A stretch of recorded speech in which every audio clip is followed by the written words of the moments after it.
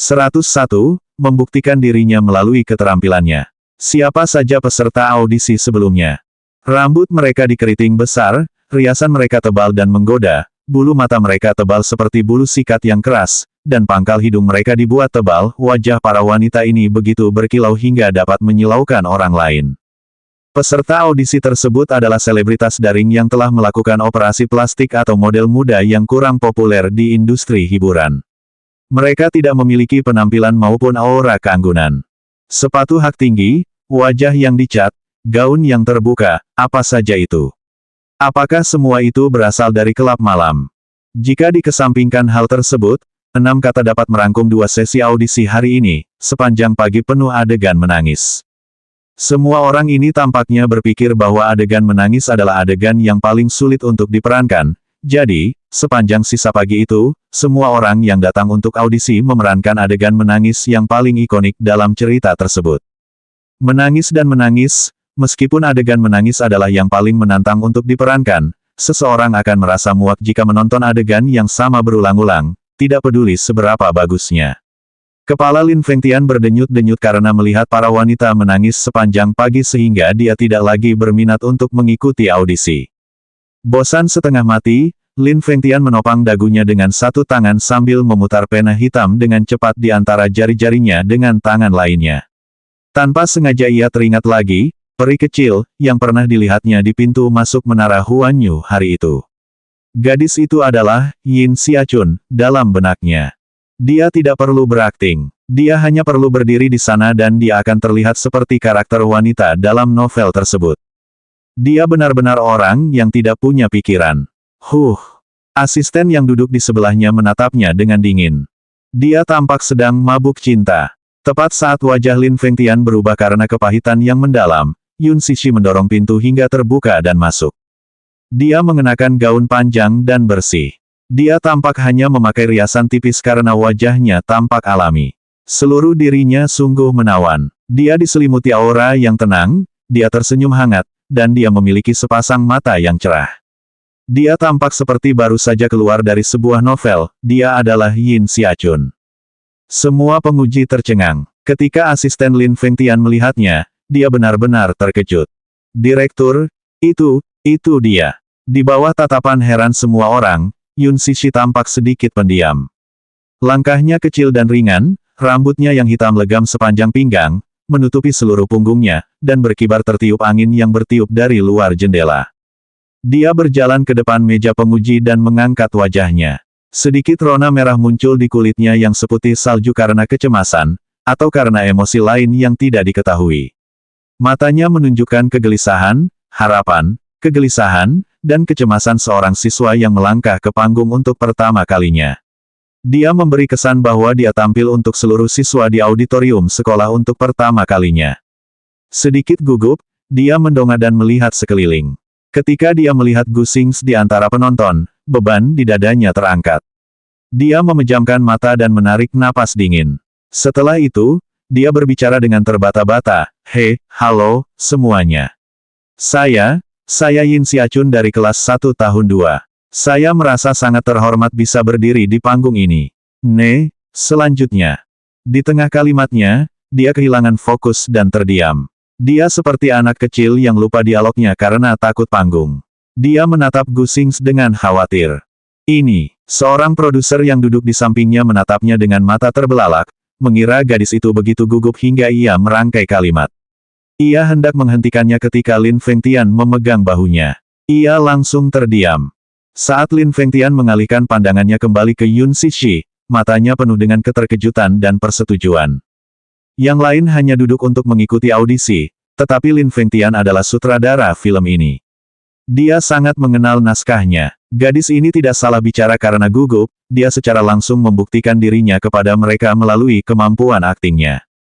102, audisi sempurna. Yang lain hanya duduk untuk mengikuti audisi, tetapi Lin Fengtian adalah sutradara film ini. Ia sangat mengenal naskahnya. Gadis ini tidak salah bicara karena gugup, ia secara langsung membuktikan dirinya kepada mereka melalui kemampuan aktingnya. Gadis ini sangat pintar. Ia tampaknya telah meramalkan bahwa banyak peserta audisi akan memerankan adegan menangis untuk audisi ini. dan para penguji akan bosan menonton adegan seperti itu.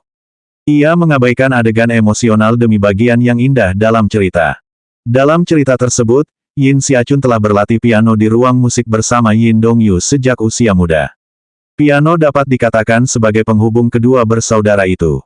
Melalui musik, mereka mengekspresikan ketertarikan, kegilaan, dan cinta mereka satu sama lain. Yin Xiachun suka sekali dekat dengan Yin Dongyu sejak kecil.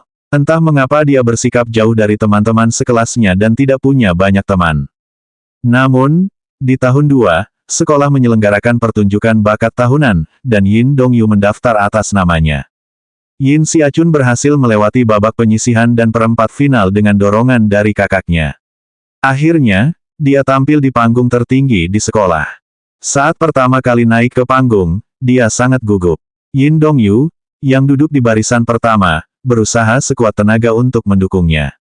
Adegannya kurang lebih seperti ini. Itu adalah salah satu adegan paling romantis dalam cerita. Gadis ini cukup menarik. Mata Lin Fengtian berbinar. Setiap kerutan dan senyum gadis ini begitu menular.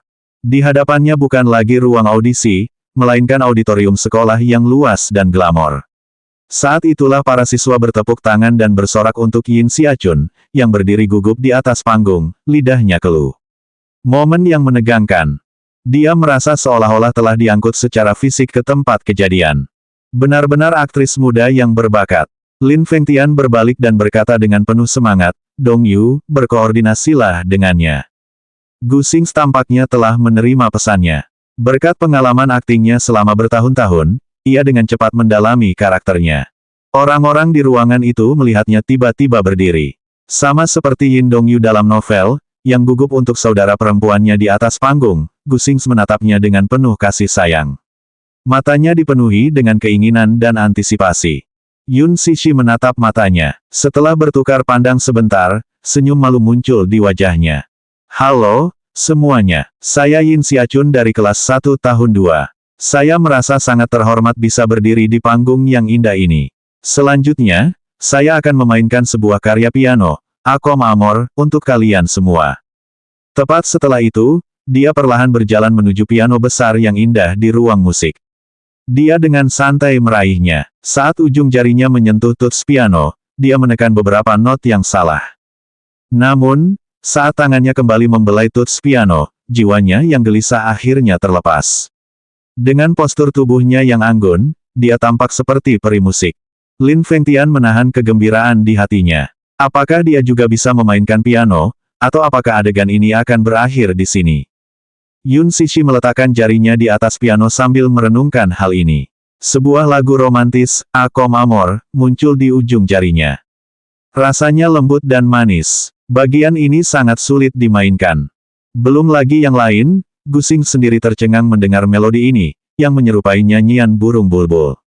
Dalam cerita tersebut, Yin Xiachun menempati posisi pertama dalam pertunjukan bakat dengan memainkan Akom Amor ini. Gadis di depan matanya itu duduk di dekat piano, tampak secantik bidadari yang jatuh ke bumi. Setelah penampilannya, dia tersenyum penuh percaya diri. Dia berdiri dari bangku piano dan berjalan ke depan panggung, dengan tenang menerima tepuk tangan meriah dari seluruh sekolah. "Bagus, bagus sekali. Benar-benar hebat." Lin Fengtian memimpin dan bertepuk tangan dengan antusias. "Yin Xiachun, ini Yin Xiachun yang aku cari. 103, bakat langka. Yin Xiachun, ini Yin Xiachun yang aku cari." Dia tampak seperti baru saja keluar dari novel. Lin Fengtian terkejut, tetapi dia tidak bisa menahan diri untuk bertanya-tanya. Apakah gadis ini benar-benar lulusan sains? Dia langsung masuk ke dalam karakter saat memasuki ruangan dan menunjukkan dirinya dalam kondisi terbaik. Gadis ini cukup pintar dan memiliki bakat akting yang langka. Sebenarnya, seseorang tidak perlu terlalu memperhatikan kemampuan aktingnya dalam film remaja. Tidak peduli seberapa keras seseorang menangis, itu akan tampak hambar dan membosankan bagi penonton. Mengenai masa muda, itu adalah kenangan akan ketidakdewasaan seseorang, dan keterikatan sentimental terhadap kegembiraan yang dirasakan seseorang di masa mudanya. Tujuan film remaja adalah memanfaatkan cerita yang indah untuk menarik kenangan berharga di lubuk hati penonton. Hakikat sebenarnya dari film remaja adalah menyajikan keindahan masa muda dan membangkitkan emosi pada tingkat yang tepat. Gadis ini menarik perhatian semua orang. Di tengah tepuk tangan meriah, Gu Xingzi tanpa sadar melangkah maju. Langkah ini persis seperti adegan indah dalam cerita saat Yin Dongyu naik ke panggung dan menggendong Yin Xiachun di lengannya saat dia menerima tepuk tangan meriah dari penonton. Benar-benar hebat. Pertunjukan yang benar-benar brilian dan meninggalkan kesan yang luar biasa. Lin Fengtian bertepuk tangan dengan antusias. Yang lain menganggukkan kepala tanda setuju. Termasuk Lin Fengtian, semua orang mengira penampilan Yun Cixi adalah angin segar setelah menderita adegan menangis sepanjang pagi. Ya ampun, indah sekali, tiba-tiba aku teringat cinta pertamaku. Direktur eksekutif itu begitu tersentuh oleh pemandangan itu hingga sudut matanya basah. Bahkan Lin Fengtian benar-benar terkesan. Ketika gadis ini menarik perhatiannya pertama kali, itu karena ketertarikannya pada karakter tersebut, penampilannya yang memukau, dan kebetulan, auranya mirip dengan pemeran utama wanita. Setelah melihatnya hari ini, siapa yang tahu bahwa dia juga seorang aktris yang berbakat. Dia bukan lulusan seni, tapi lulusan sains, kan? Kalau begitu, bagaimana dia bisa berakting sebaik itu? Namun, ini tidak ada hubungannya dengan bakat bawaan. Beberapa aktor memang berbakat dalam berakting, tetapi gadis ini berbeda. Saat memasuki ruangan, dia sudah memerankan karakternya. Dia memiliki profesionalisme, kemampuan akting yang kuat, dan bahkan gerakan yang sempurna, menggambarkan karakter dengan begitu jelas hanya dapat dicapai setelah bertahun-tahun berkecimpung di industri hiburan. Bagaimanapun, dia, Lin Fengtian, menemukan harta karun lainnya.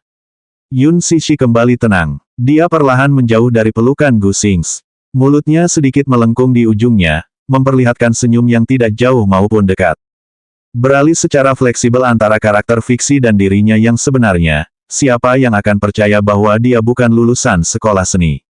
Yun Cixi, pada bagiannya, tahu dengan jelas kesulitan yang telah ia lalui untuk memiliki kemampuan akting yang hebat. Gurunya adalah aktris terkenal dan berpengalaman, Mu Yuling. Berkibar di industri hiburan, Mu Yuling tidak memiliki pendukung atau basis penggemar yang kuat. Ia mengandalkan karakter sampingan kecil untuk terus mengasah kemampuan aktingnya. Ia baru menjadi terkenal saat mendapat kesempatan. Dia meraih penghargaan aktris terbaik 2 kali setelah menumpahkan 10 tahun darah dan air mata. Mu Yuling menyampaikan semua yang diketahuinya kepadanya.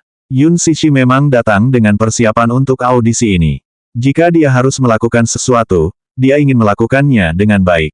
Gu Xingzi menatap Yun Cixi. Senyum tenang tersungging di bibirnya, dan matanya bersinar dan lembut. Dia benar-benar terkejut dengan penampilannya saat itu.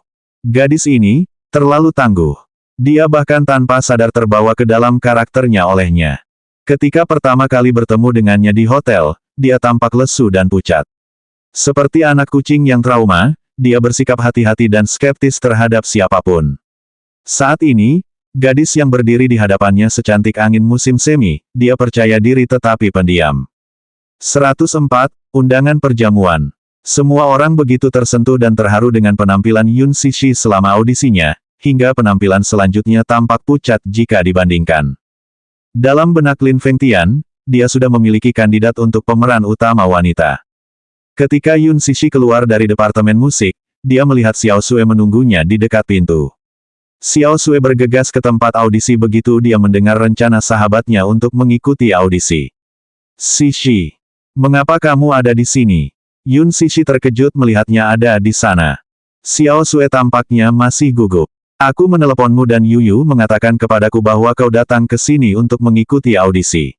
Aku sangat khawatir. Apa yang kamu khawatirkan? Apakah kamu benar-benar datang ke sini untuk mengikuti audisi? Xiao Sue bertanya dengan cemas. Ya, saya mengikuti audisi untuk peran utama wanita dalam produksi, The Green Apple. Xiao Sue hanya merasa khawatir mendengar jawabannya. Apa? Kenapa kau tidak memberitahuku lebih awal? Yun Cixi tampak geli tetapi tidak menjelaskan lebih lanjut. Itu adalah keputusan di menit-menit terakhir. Saya hanya berpikir untuk mencobanya untuk bersenang-senang. Wow, luar biasa, Cixi. Aku yakin ini akan berjalan dengan baik. Kamu cantik dan memiliki semua kualitas yang dibutuhkan. Aku pernah membaca novel itu sebelumnya dan orang pertama yang terlintas di pikiranku yang mirip dengan tokoh utama wanita itu adalah kamu. Ini akan menjadi film laris jika kamu berperan sebagai pemeran utama wanita. Saat itu terjadi, kamu akan menjadi terkenal. Xiao Sui terus bergumam sampai sebuah pikiran tiba-tiba muncul di benaknya. Dengan wajah khawatir, dia berbicara dengan serius, ayahku mengatakan kepadaku bahwa industri hiburan itu gelap dan penuh dengan kekotoran. Apa yang perlu ditakutkan? Kau di sini untuk melindungiku dari para pengganggu, kan? Dia tersenyum dan menepuk bahu Xiao Sui. Keduanya hendak pergi ketika seseorang memanggilnya dari belakang. Xi. Dia menoleh ke belakang dan melihat Gu Xingzi dan Lin Fengtian berjalan ke arah mereka. Gu Xingzi mengenakan kemeja putih bersih dengan celana panjang gelap yang serasi. Pakaian minimalis itu menonjolkan ketampanannya. Para penggemarnya yang menunggu di luar jurusan musik langsung beraksi.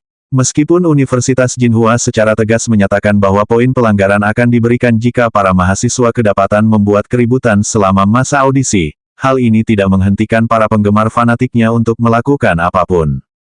Xingzi, lihat, itu Xingzi. Wah, dia sangat tampan. Ya ampun, tidak bisa dipercaya. Aku benar-benar melihatnya secara langsung sekarang. Apakah aku sedang bermimpi? Ya ampun, Bu, aku sekarang melihat Xingzi secara langsung. Xiao Sui, yang juga sedang mengamati sang bintang saat itu, harus mengakui bahwa pemuda tampan ini terlihat lebih baik daripada kebanyakan gadis. Beberapa orang memang terlahir untuk menjadi idola, dan Gu Xingzi adalah salah satunya. Dalam hal ini, dia adalah pemenang sejati dalam hidup. Yun Cixi merasa terganggu dengan keributan di sekitarnya, tetapi hal itu tampaknya tidak mengganggu Gu Xingzi sama sekali. Dia tersenyum dan melangkah beberapa langkah mendekatinya dan bertanya dengan nada berbisik, Huanyu Entertainment akan menyelenggarakan pesta koktail tahunannya besok malam. Apakah kamu ingin ikut? Dia tercengang. Apakah dia mengundangnya ke pesta makan malam penting itu? Saat dia tidak segera mendapat tanggapan darinya, dia mengklarifikasi, saya ingin mengundang Anda untuk menjadi rekan saya di pesta makan malam ini. Apakah dia bercanda? Dia seorang bintang terkenal, mengapa dia menginginkan orang yang tidak dikenal dan tidak dikenal sepertiku untuk menjadi teman wanitanya? Saya baru saja selesai mengikuti audisi, dan para sutradara belum memutuskan kandidat terakhir untuk peran tersebut, jadi saya tidak benar-benar dianggap sebagai seorang aktris. Selain itu, saya tidak memenuhi syarat. Saya benar-benar tidak mengerti mengapa Anda ingin saya menjadi teman wanita Anda di pesta makan malam penting itu. Dia menolak permintaannya dengan halus. 105, sebuah permainan. Saya baru saja selesai mengikuti audisi, dan para sutradara belum memutuskan kandidat terakhir untuk peran tersebut, jadi saya tidak benar-benar dianggap sebagai seorang aktris. Selain itu, saya tidak memenuhi syarat. Saya benar-benar tidak mengerti mengapa Anda ingin saya menjadi teman wanita Anda di pesta makan malam penting itu. Dia menolak permintaannya dengan halus. Xiao Sui tercengang dengan penolakan Yun Cixi. Ya ampun, apakah dia sudah menjadi bodoh?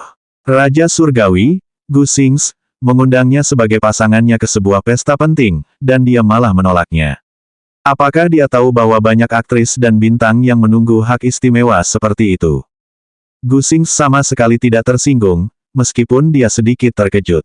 Qin Zhou, yang berdiri di sampingnya, dengan cepat menjelaskan, akan ada upacara penandatanganan setelah resepsi besok malam. Anda telah dipilih untuk menandatangani kontrak dengan perusahaan kami, jadi terimalah tawaran ini. Dia akhirnya mengerti maksud Gu Xingzi. Ia ingin meningkatkan kariernya dengan popularitasnya, dan acara besar seperti itu akan menjadi cara yang sempurna baginya untuk mengumumkan masuknya sang aktris ke dalam bisnis pertunjukan. Ini adalah pertunjukan mewah yang hanya bisa ia lakukan. Itu juga menunjukkan betapa bertekadnya ia untuk mendukung sang aktris dengan langkah ambisius seperti itu. Tapi, mengapa dia begitu baik padaku? Dia menganggukkan kepalanya dengan anggun. Dengan suara yang sangat jernih dan terdengar merdu, dia berkata, baiklah. Jika ini keputusan perusahaan, saya akan menerimanya dengan senang hati. Lin Fengtian mengangguk setuju. Gadis ini memiliki watak yang mantap dan dewasa serta santun. Dia akan sukses di industri ini. Ayo Cixi, dan temanmu di sampingmu, biar aku antar kalian berdua, katanya pada mereka. Moqi, direktur eksekutif yang berdiri di samping Lin Fengtian, entah mengapa menjadi khawatir mendengar bahwa Yun Cixi terpilih sebagai pemeran utama wanita. Dia segera menarik mereka berdua ke samping.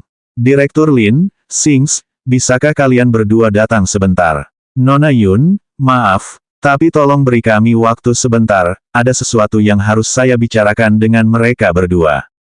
Dia tersenyum meminta maaf kepada Yun Cixi sambil menarik Lin Fengtian dan Gu Xingzi ke sudut. Wajahnya kehilangan senyumnya saat berbicara kepada keduanya. Direktur Li, maafkan keterus-terangan saya, tetapi saya pikir Anda telah membuat keputusan ini dengan sembrono. Dia tampaknya tidak cocok untuk peran ini. Gu Xingzi tersenyum tanpa sepatah kata pun. Lin Fengtian langsung memilih pemeran utama wanita tanpa berdiskusi terlebih dahulu dengan sutradara lain, dan hal ini tentu saja membuat mereka khawatir. Banyak dari mereka, atas nama tim sutradara dan Lin Fengtian, menerima keuntungan dari banyak aktris terkenal yang ingin berperan dalam peran ini. Karena Lin Fengtian dikenal karena sikapnya yang tidak basa-basi dan tidak terpengaruh oleh bantuan, para aktris tersebut beralih ke sutradara lainnya untuk membeli kesempatan mereka. Sekarang, karena pemeran utama wanita diberikan kepada seorang pendatang baru yang kurang dikenal, akan sulit bagi mereka untuk menjelaskan manfaat yang sebelumnya telah mereka terima. Lin Fengtian, yang tidak mengetahui semua ini, agak kesal ketika direktur eksekutif mempertanyakan keputusannya. Mengapa? Bagaimana dia tidak cocok? Kamu telah melihat penampilan Cixi yang luar biasa sebelumnya, kan? Dia memiliki bakat alami. Cixi, kenapa dia menyapanya dengan cara yang begitu intim? Apakah ada sesuatu yang terjadi di antara mereka? Tidak, seharusnya tidak demikian. Dari apa yang diketahuinya tentang Lin Fengtian, pria ini adalah seorang yang gila kerja dan terobsesi dengan keahliannya. Dia tidak sama dengan para direktur yang tidak bermoral itu. Dia tidak pernah menerima seorang wanita karena hubungan yang meragukan sebelumnya.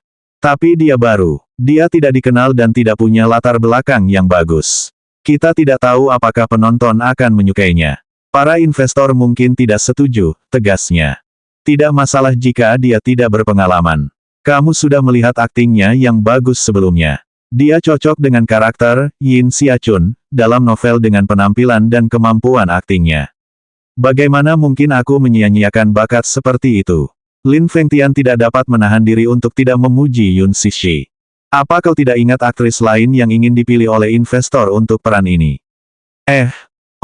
Ya. Namanya Yan Bingqing. Lin Fengtian marah ketika mendengar nama itu.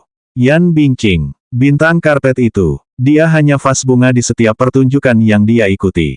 Baik sebagai teratai putih atau baitian yang sangat manis, apakah ada pertunjukan yang pernah dia bintangi dengan baik sebelumnya? Dia hanya tahu cara berpose di karpet merah selama festival film. Dia hanya memiliki paras yang cantik dan jelas tidak memiliki bakat dalam berakting. 106, dia Ling Xiang. Lin Fengtian marah ketika mendengar nama itu. Yan Bingqing, bintang karpet itu. Dia hanya vas bunga satu di setiap pertunjukan yang dia ikuti. Baik sebagai teratai putih atau baitian yang sangat manis, apakah ada pertunjukan yang pernah dia bintangi dengan baik sebelumnya? Dia hanya tahu cara berpose di karpet merah selama festival film. Dia hanya memiliki paras yang cantik dan jelas tidak memiliki bakat dalam berakting. Yan Bingqing adalah seorang aktris papan atas populer yang menjadi terkenal karena gosip-gosip yang beredar di sekitarnya. Saat ini, ia adalah aktris paling populer dan paling banyak dibicarakan. Dia tidak bermoral dan berasal dari keluarga yang baik. Selain itu, dia juga mendapat dukungan dari beberapa sugar daddy yang kaya dan berpengaruh. Dia pertama kali muncul dalam drama King dengan peran pendukung yang penting 10 tahun yang lalu. Serial drama ini sangat populer di seluruh negeri pada saat itu. Para produser dan aktor utama dalam acara tersebut langsung terkenal dalam semalam. Akan tetapi, ia tertinggal dari peran utama dan segera dilupakan. Dia tampaknya berhasil mendapatkan seorang sugar daddy misterius, yang memberinya tim humas. Tim humas itu menarik perhatian publik kepadanya dengan menggunakan aksi publisitas negatif. Yan Bingqing memiliki semua kualitas yang dibutuhkan, latar belakang keluarga yang baik, pendukung yang berpengaruh, sumber daya, dan lain sebagainya, tetapi ia kurang dalam hal akting. Ia tidak lebih dari sekadar vas bunga setiap kali ia berperan dalam sebuah pertunjukan. Bahkan sekarang, orang-orang hanya mengingatnya dalam peran pendukung yang pertama kali ia mainkan. Dia berakting dalam drama King lainnya tahun lalu. Kali ini, dia berperan sebagai pemeran utama sebagai seorang permaisuri yang cakap dan menggoda. Dia memerankan karakter tersebut sebagai bunga teratai putih-putih. Lin Fengtian tidak terkesan dengan akting yang kasar seperti itu. Sebelum ini, sutradara Yan juga ingin mempromosikan model muda dan naif lainnya bernama Han. Bagaimana gadis itu bisa ada di film saya dengan kemampuannya yang pas-pasan? Para investor itu tidak tahu apa-apa tentang film saya, apakah mereka benar-benar berpikir semudah itu bagi saya untuk memilih siapapun yang mereka inginkan? Moki menjadi gugup saat dia mencoba membujuk Lin Fengtian namun sia-sia. Xiao Sui, yang sedang menonton dari kejauhan, bertanya, Sishi, menurutmu apa yang sedang mereka bicarakan? Direktur Lin tampaknya sangat kesal. Tidak yakin, jawabnya. Saat itulah dia melihat sosok yang dikenalnya. Dia Ling Xiang. Semua orang di dunia hiburan pasti mengenal He Ling Xiang. Ia dikenal bukan karena film-filmnya, tetapi karena gaya hidupnya yang terkenal. Rumor mengatakan bahwa ia memiliki dukungan kuat dari masyarakat kelas atas dan bisa mendapatkan apapun yang diinginkannya melalui cara yang tidak bermoral. Sebagian besar penghibur berusaha ekstra hati-hati agar tidak menyinggung perasaannya. Banyak aktris, yang tidak ragu menggunakan seks untuk mendapatkan ketenaran, akan menghindarinya seperti wabah. Dia cabul dan bejat. Dia melampiaskan sifat masokisnya kepada banyak penghibur, baik pria maupun wanita. Yun Sishi bahkan mendengar bahwa dia menodai Miss World dengan beberapa kepala mafia 9 tahun lalu. Wanita malang itu kehilangan akal sehatnya setelah pengalaman traumatis itu dan kemudian mengetahui bahwa dia telah tertular penyakit kelamin melalui pengalaman itu. Dia meninggal 2 tahun kemudian. He Ling Xiang menggunakan taktik khasnya untuk menekan berita mengejutkan ini, namun tetap saja banyak orang dalam yang mengetahuinya. Jika seorang penghibur tidak mempunyai pendukung yang kuat, ia dapat menggaetnya. Apa yang dia lakukan di sini? Apakah dia mencoba untuk menggaet model yang naif dan tidak berpengalaman dengan alasan menjadi wasit audisi ini? He Ling Xiang tampak riang saat keluar dari kamar mandi bersama produser lain. Dari ekspresi mereka, tampak jelas bahwa mereka telah mencapai apa yang ingin mereka capai. Saat mereka melewati pintu masuk, perhatian mereka tertarik pada beberapa gadis menarik yang berdiri di samping mereka. 1. Vas bunga, di Tiongkok, ini merujuk pada aktris yang terlihat cantik tetapi tidak bisa berakting. Ia diibaratkan sebagai alat peraga vas dalam sebuah pertunjukan. 2. Teratai putih, di Tiongkok, melambangkan wanita jahat dan tidak bermoral yang tampak murni dan suci di permukaan. 107. Namanya jahat. Produser yang bersama He Ling Xiang tampak sangat lesu. Setelah memimpin audisi sepanjang pagi, ia mengalami kelelahan estetika, jadi ketika ia melihat kecantikan alami berdiri di hadapannya, ia langsung terpikat. Ya ampun, gadis ini cantik sekali. Siapa namamu? He Ling Xiang mengalihkan pandangannya ke arahnya. Dia memang cantik, tetapi dia acuh tak acuh dan acuh tak acuh. Dia sama sekali mengabaikan mereka, seolah-olah mereka transparan, meskipun mereka ada di dekatnya. Yun Sishi berbalik untuk pergi. Upaya produser untuk mengobrol dengannya gagal total, yang membuatnya sangat kesal. Ia mencoba menangkap lengan Yun Sishi untuk menghentikannya pergi, tetapi Yun Sishi dengan cekatan menghindarinya dan pergi tanpa menoleh ke belakang. Dia tidak ingin berinteraksi dengan He Ling Xiang. Pria itu terlalu jahat, jadi sebaiknya dia menjauhinya. He Ling Xiang mendengus dan berkomentar pedas, gadis itu punya nyali. Sang produser mengungkitnya. Gadis itu pasti datang ke sini untuk audisi. Naif dan tak berpengalaman, dia sama sekali tidak tahu aturan, bukan? Beraninya dia bersikap angkuh dan berkuasa di hadapanmu, Direktur He. Dia mengabaikan komentar itu. Gadis itu kini telah menarik perhatiannya. Dia melangkah mendekat dan meraih lengannya. Nona, saya sedang berbicara dengan Anda. Mengapa Anda mengabaikan saya? Benar sekali. Kau harus belajar untuk bersikap hormat, Nona, produser itu menambahkan dengan sedikit kesal. Sungguh munafik. Sishi, abaikan saja dia. Dia sepertinya bukan orang baik. Tanpa disadari, namanya membuat matanya berbinar dalam sekejap. Sishi, He Ling Xiang menggumamkan namanya beberapa kali. Ia mengencangkan cengkeramannya di lengan Sishi. Nona, kamu punya penampilan dan kualitas. Kenapa kamu tidak mencoba mengikuti audisi? Kamu mungkin akan menjadi pemeran utama wanita berikutnya. Yun Sishi membalas dengan sangat tidak tertarik. Terima kasih atas perhatianmu, tapi aku hanya orang biasa dan tidak bisa menarik perhatian para sutradara. Oh, tidak, itu tidak benar. Kau terlihat lebih baik daripada gadis-gadis itu dengan riasan tebal. Kau punya peluang yang sangat bagus. Ia mendekatkan tubuhnya yang kekar ke arahnya dan berbisik malu-malu, aku tidak yakin apakah kau pernah mendengar tentangku sebelumnya. Aku juga seorang sutradara. Jika kau bersedia, aku bisa menjadikanmu bintang wanita dalam filmku berikutnya. Dia terkejut saat mendengar itu. Pria itu mencengkeram lengannya dengan sangat erat sehingga dia tidak bisa bergerak. Merasa kesal dan malu, dia sedikit meninggikan suaranya, lepaskan aku. Nona, aku bersikap sopan. Apa kau akan bersikap sekasar ini padaku?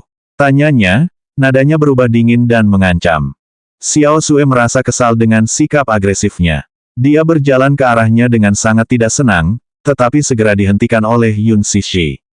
Jangan, mereka bukan orang-orang biasa. Kau akan mendapat masalah.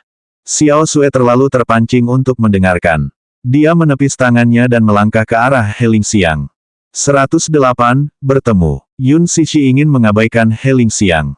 Sayangnya, dia terlalu tertarik dan tidak mau melepaskannya. Matanya yang cabul mengungkapkan pikiran dan hasratnya yang tidak senonoh. Dia sangat puas dengan tangkapan ini. Dia mendengar suara langkah kaki dari belakang, dan dalam hitungan detik, Xiao Sue telah menerjang maju. Dia menepuk bahunya dan menamparkan wajahnya dengan keras. Beberapa siswa yang berdiri di dekatnya berteriak ketakutan. Xiao Sue, jangan! Lonceng alarm di dalam kepalanya berbunyi. Xiao Sue memukul Heling Xiang. Dia bukan tipe yang impulsif. Sebaliknya, dia tenang dan kalem serta membuat keputusan yang rasional. Namun, dia akan kehilangan ketenangannya setiap kali melihat Yun Sishi dalam masalah. Ketika dia melihat bagaimana pria tak tahu malu ini memeluk lengan Yun Sishi tanpa malu-malu, dia menjadi marah dan menamparkan wajahnya dengan keras. Heling Xiang jatuh ke lantai dengan sangat tidak sopan. Ketika dia bangun, dia memuntahkan darah. Dua giginya copot, dan wajahnya terbakar panas karena serangan yang memalukan itu. Yun Sishi merasa tercekik oleh pemandangan yang menyakitkan dan canggung ini. Xiao Sue memegang sabuk hitam taekwondo dan bisa melancarkan pukulan yang dahsyat. Sialan kau, beraninya kau memukulnya. Sang produser segera menolong Heling Xiang berdiri sambil menatap tajam ke arah keduanya. Para siswa yang tidak tahu apa-apa itu bergegas memanggil guru untuk meminta bantuan. Xiao Sue tetap tidak gentar. Ancaman mereka tidak bisa membuatnya takut. Dia masih muda dan baru saja kembali dari sekolah di luar negeri. Dia belum pernah mengalami atau menyaksikan pertumpahan darah sosial, jadi tentu saja dia tidak menyadari konsekuensi dari tindakannya. Baginya, ini adalah masyarakat yang taat hukum. Terlebih lagi, mereka saat ini berada di universitas. Tentu saja, para penjahat ini tidak bisa seenaknya membuat kekacauan atau membahayakan siapapun di sini, terutama para mahasiswa. Sishi, kamu baik-baik saja. Apakah dia melakukan sesuatu yang aneh padamu? Xiao Sue bertanya dengan khawatir. Cepat, ayo pergi. Yun Sishi memutuskan untuk segera meninggalkan tempat ini dan memberi isyarat kepada Xiao Sue untuk mengikutinya keluar dengan gerakan jari mungilnya. Xiao Sue mengerti maksudnya dan keduanya siap untuk terbang. Kedua pria itu tidak akan membiarkan mereka pergi, mereka dengan kurang ajar dan segera menghalangi jalan gadis-gadis itu. Nona-nona, apakah kalian pikir kalian bisa lari setelah memukulku? Berani sekali kalian. Siapa nama kalian? Dari perusahaan mana kalian berasal? Xiao Sue dengan tenang dan tegas berkata, enyahlah. Sang produser merasa kesal dengan penolakannya. Siapa yang kau pikir kau ajak bicara? Dia tidak tahan dengan provokasinya dan menarik kerah bajunya, keduanya pun terlibat perkelahian di tempat. Karena ingin melindungi Yun Sishi, dia mendorongnya menjauh dari zona bahaya. Yun Sishi tidak siap dengan dorongan tak sengaja yang diterimanya dan terjatuh ke belakang. Bam! Dia menabrak tembok manusia. Dia merasakan sebuah lengan kuat dan kokoh memeluknya erat. Dia mencium aroma yang samar-samar familiar, dewasa, keren, dan menggoda, yang hanya bisa dimiliki oleh seorang pria. Saat dia bersandar di dada bidang dan berototnya, dia mendengar detak jantungnya yang kuat di balik kemeja mahalnya. Kali ini, aroma lelaki itu langsung menyerbunya. 109, tinggi dan perkasa. Yun Sishi mengerutkan kening saat dia menghantam dinding manusia dengan keras. Dia mendongak dan melihat bahwa semua orang tiba-tiba terdiam. Dia bingung dengan kejadian tak terduga ini. Dia melihat ke arah Xiao Sui dan He Lingxiang. Keduanya juga berhenti berkelahi dan berdiri terpaku di tempat. He Lingxiang menunjukkan ekspresi yang paling membingungkan dan lucu. Dia benar-benar terguncang, dan tangannya diam-diam melepaskan kerah baju Xiao Sui. Tatapannya yang membatu terpaku di belakangnya. Sang produser, yang berdiri di sampingnya, menunjukkan ekspresi ketakutan yang sama. Mereka tampak seperti baru saja melihat hantu. Dia menenangkan diri dan mencoba mendapatkan kembali keseimbangannya. Saat dia meraba-raba, sebuah tangan yang bersih dan bagus muncul di hadapannya. Kancing manset perak pada jasnya menusuk pandangannya karena memantulkan sinar matahari. Tangan ini jelas milik seorang pria, namun bersih dan putih. Tampak terawat dengan jari-jari seperti lilin. Dia mengangkat wajahnya dan bertemu dengan sepasang mata berbentuk almond yang dalam dan tajam. Berdiri di hadapannya adalah seorang pria jangkung dan tampan. Meskipun dia tampak muda, baru berusia 20-an, dia memiliki watak yang dewasa dan mantap. Auranya mengesankan dan agung. Dari penampilannya saja, orang bisa tahu bahwa dia telah melewati banyak badai, seorang pria dengan sifat dingin. Itu bukan sikap apatis melainkan sikap acuh tak acuh dan tidak peduli. Dari tempatnya berdiri, kehadirannya yang angkuh dan perkasa memenuhi setiap inci ruangan. Sekelompok pria jangkung berjas berdiri di belakangnya. Mereka membungkuk sedikit dan penuh hormat di bawah bayangannya, seperti pasukan yang memberi hormat kepada seorang jenderal. Mu Yaze, Yun Sishi terpaku kaku, sementara Xiao Sui yang ada di dekatnya terpesona. Pria itu menundukkan kepalanya dan mengulurkan tangannya tanpa suara. Ia tampak anggun dalam balutan jas hitamnya saat matahari menyinari wajahnya dengan bayangan lembut dan jahat.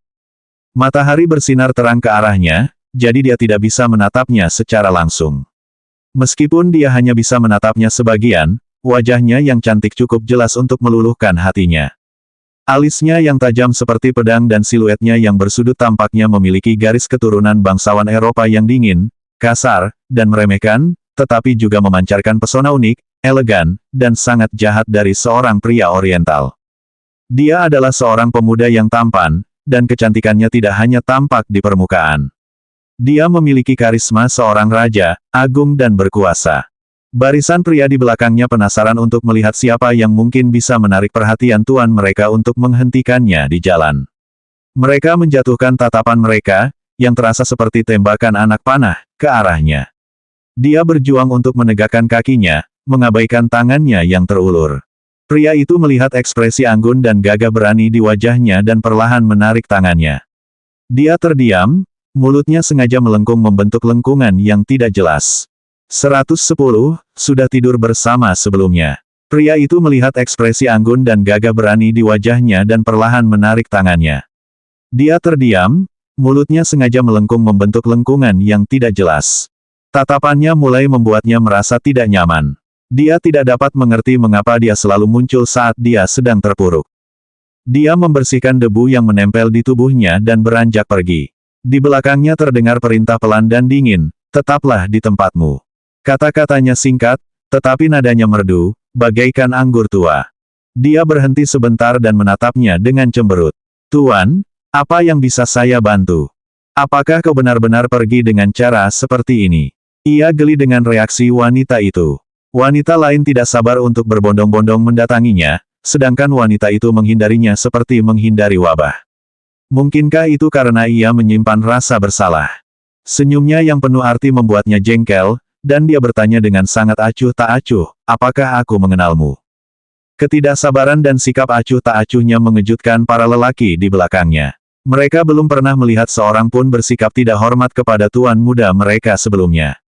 Siapapun tahu bahwa, dengan latar belakang aristokrat dan status elitnya, bahkan pejabat senior pemerintah harus menunjukkan rasa hormat kepadanya.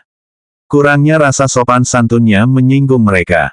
Namun, pria itu tidak merasa terganggu dengan perilakunya. Dengan penuh percaya diri, dia berjalan mendekatinya dan berbisik pelan di dekat telinganya, kita tidak saling kenal.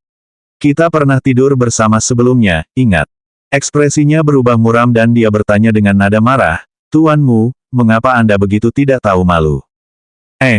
Tidak tahu malu. Apakah ini yang disebut, tidak tahu malu? Senyumnya semakin dalam. Apakah kamu ingin melihat seperti apa sebenarnya rasa malu itu? Baik dia maupun Xiao Sui tidak mengetahui identitasnya, dan Xiao Sui tidak tertarik untuk mencari tahu. Sementara itu, He Lingxiang memiliki firasat tentang siapa orang penting ini. Yun Sishi dan Mu Yaze berdiri dalam jarak yang dekat, hal ini mengejutkan mereka yang hadir di tempat kejadian, terutama He Lingxiang dan rombongannya. Dia telah berada di lingkaran ini selama bertahun-tahun dan bertemu dengan banyak orang. Untuk bertahan hidup dan memastikan bahwa dia tidak akan salah langkah, dia harus bersikap jelas tentang orang-orang yang menduduki jabatan tinggi. Dia tidak tahu identitas pemuda ini karena mereka belum pernah bertemu sebelumnya, tetapi dia tahu sekelompok pria yang berdiri di belakangnya. Mereka semua adalah wajah-wajah yang dikenalnya. Mereka membungkuk hormat kepada pria itu meski mereka sendiri kaya dan berpengaruh. Ambil contoh pria parubaya di paling belakang, dia adalah salah satu kepala suku terkemuka di ibu kota, memegang kekuasaan di beberapa bisnis besar dan pasukan rahasia. Jabatannya saat ini menjadikannya pengambil keputusan utama di ibu kota. Meskipun He Lingxiang memiliki kekuasaan dan ketenaran, dia tidak ada apa-apanya di mata pria paruh baya itu. Selanjutnya bab 111, Kekaisaranmu.